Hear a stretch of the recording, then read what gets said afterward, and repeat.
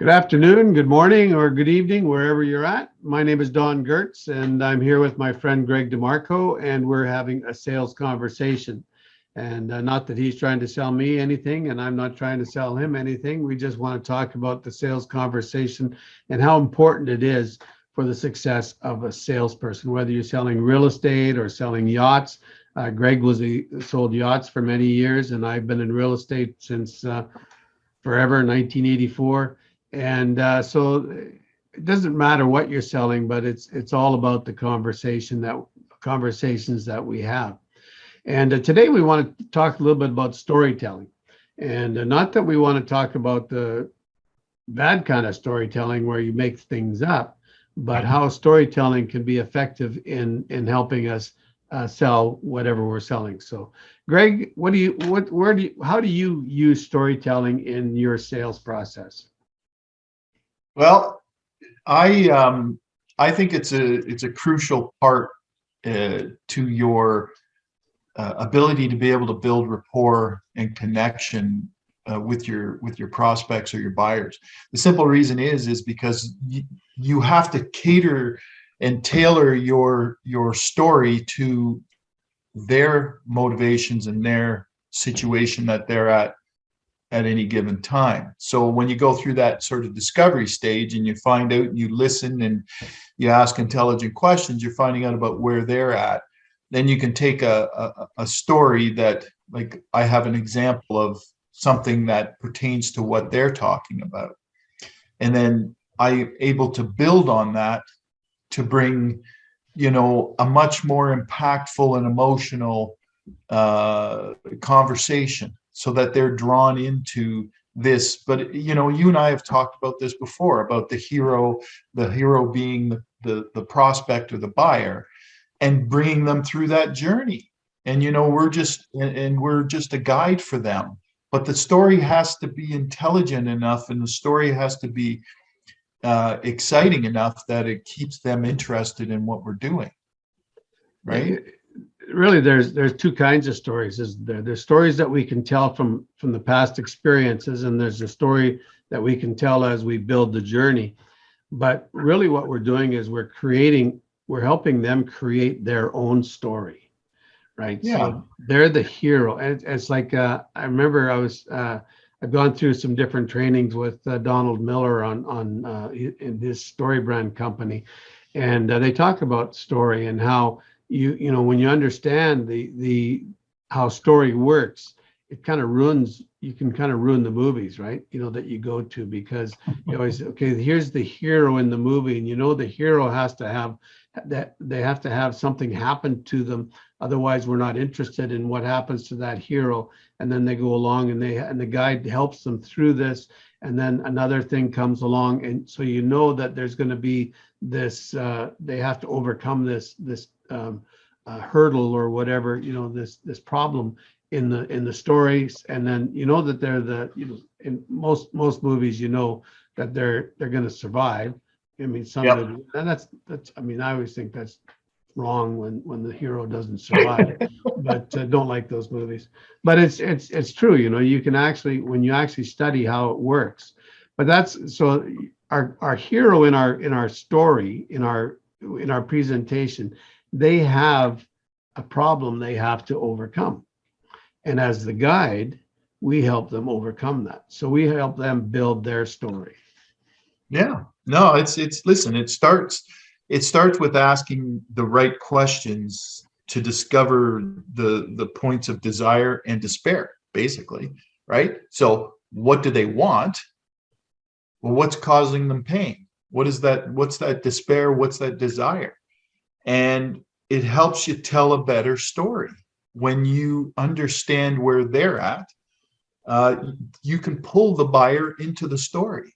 And that's really where a good storyteller, I think, it's not just, it's understanding tonality and pauses in your conversation for effect, body language, using your hands and stuff. Yeah, that's all important. But when you can draw somebody in to an interesting story and they're really the main character in it, you listen better You understand and you relate better. And that's an important thing. And it also builds excitement. Let's face the facts. Who doesn't want to be part of a story? Yeah, no, it gets pretty interesting. I think when you look at the journey that a person's on, and I can take it through the real estate journey, because I've seen that happen, hundreds of times, where people, they start off in one place, and then they have an idea in their head, and you build on this story, and you can see how, particularly in the last market that we had, where it was so brisk, it was so crazy, that people would make an offer on a house and then not get the offer, because somebody else offered more. I had a young couple that I was working with, and they've been trying for 3 years to buy a house, and not always in our neighborhood, and it was only the last 6 months that they started working with me. But it was that last 6 months that we were in that crazy market, where you'd go look at a property that would come available that was suitable, and it was in their price range, and then all of a sudden you knew that, okay, this is going to sell for like $50,000 more, $100,000 more, and it just you could see the disappointment on their faces as it went through. So the story that it was telling was a difficult story, because they were having all these different challenges to overcome. But as we went through the process, we eventually survived, and we found them the right property, and we won. We won on a bid. So it's a nice story. It's a feel good story when that happens.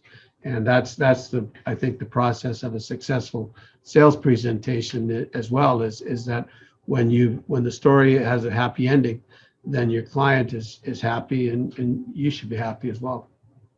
Listen, I've often said in the past, when I do a lot of the training that I do, the sales training and stuff, sales is inherently a bipolar process. The highs and the lows of emotion are staggering. And I remember a manager I had back in the day who used to say it was crucial, those highs and lows in their emotional state as you walk them through the journey of let's say buying something, was crucial, because it was necessary for them to feel the pain and the pleasure of what it was to get what they wanted. And he felt that was the way that they had to earn their way to buy this thing that they want, which I thought was like, I looked at it, I said, really? I don't know if I want to really make them suffer like that. No, he goes, the ups and downs. And you know what? Much to his credit, I have to say, it is an emotional process. When you're taking them through a journey, and a lot of it's their emotion. It's not yours as much as it is theirs, right? It's like that story you just told, a great story, because it showed that, hey, these people went from, wanting, a young couple wanting to have a house, getting beat up by the market. And then what happened? There was a success. Yep. But that's an emotion. When I was listening to you, I was like, oh, that's sad. And I was expecting you to say we haven't found them a house. And all of a sudden, wow, they had a house. And I was like, yeah, that's good. Even the observers and the fringes are going through this emotional roller coaster. But I think I do think it's a necessary process.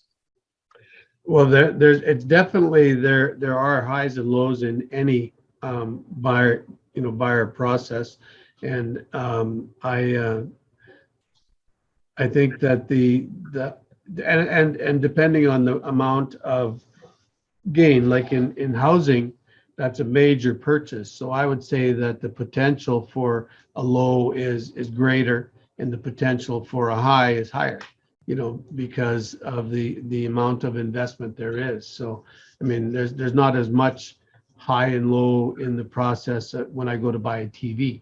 I mean, I buy a TV, you know, I'm looking at the TV and I'm thinking, wow, look at all those different features on that TV.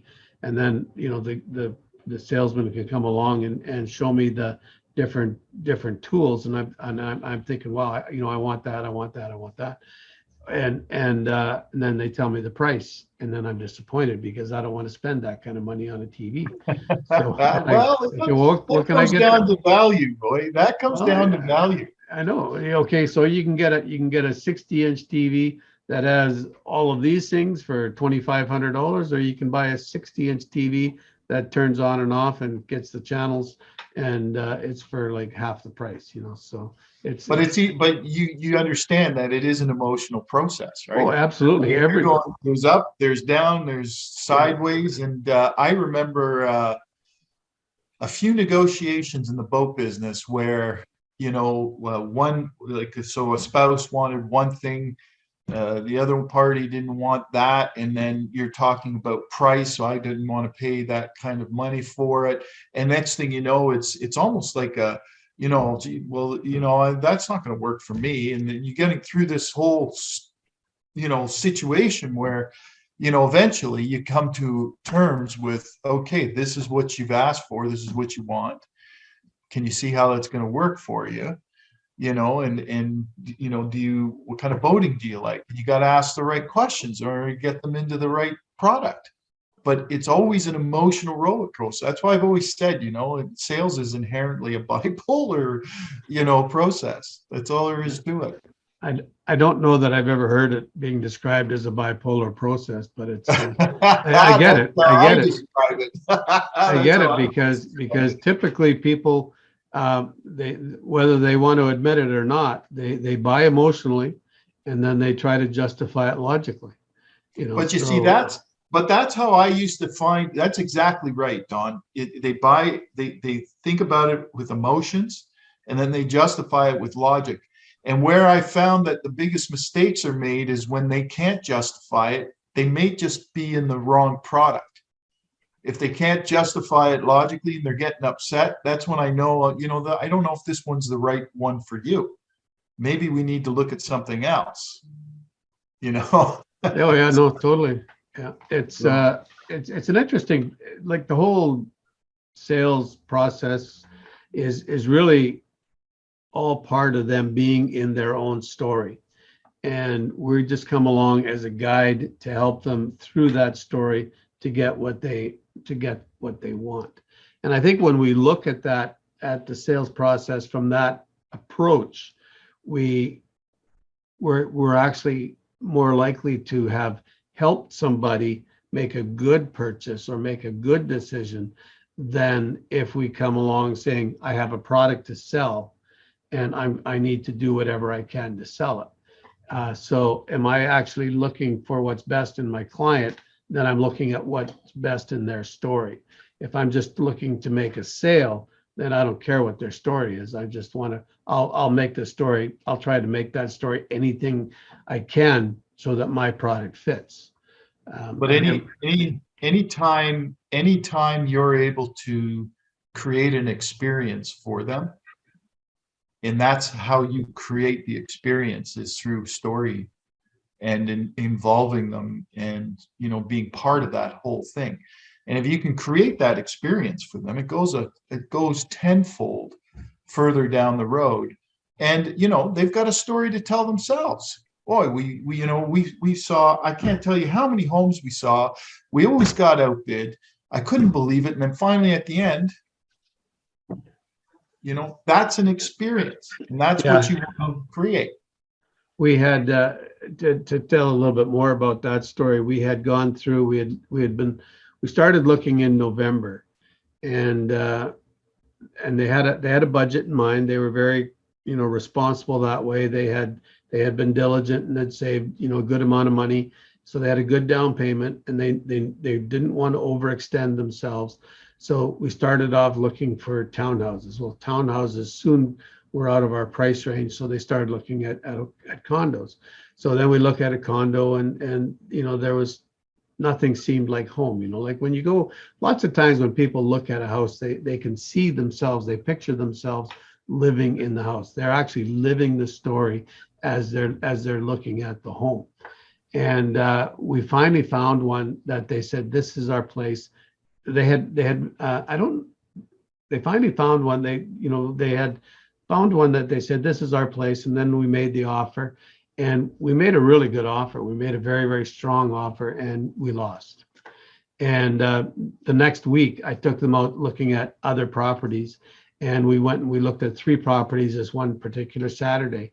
And I could see the disappointment on their face. They were getting discouraged. They were thinking, are we ever going to find our place? Like what's happening? None of these are suitable. And that night I got a text message from the original deal that they had gone in and said, this is our home.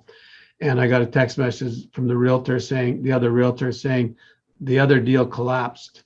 If your buyers are still interested, we're going to look at offers again. And so I called them up and I said, what do you think?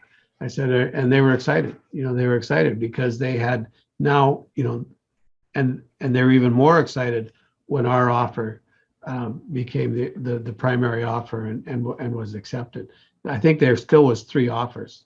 But we were there. Well, that's interesting. Yeah, they had written and to get the house, they had written a letter to the owner telling their story, about how they were a young couple. They had, a young little boy, he's 2 years old, and how they were looking forward to raising their child in this home that had been a family home and part of their family. It was an estate sale as well, so there was a certain amount of sentimental value to the property, to the owners. So it was all about story. It was a great story for them, and it was a great story that they were able to tell tell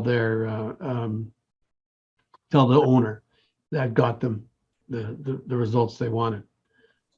We both agree then, Greg, that story is very important, and there's 2 types of stories. We help the buyer through their own story, but we can also use past stories to help them experience something and recognize that we do know the pathway to their success as well. So there's 2 ways to use story, and we've got to recognize that the client is the hero in their story, and we're just the guide. And I think it's important that we don't make ourselves the hero because we tend to do that sometimes in our business. But I want to thank you, Greg, for joining us today with this discussion on story. And I look forward to our next sales conversation.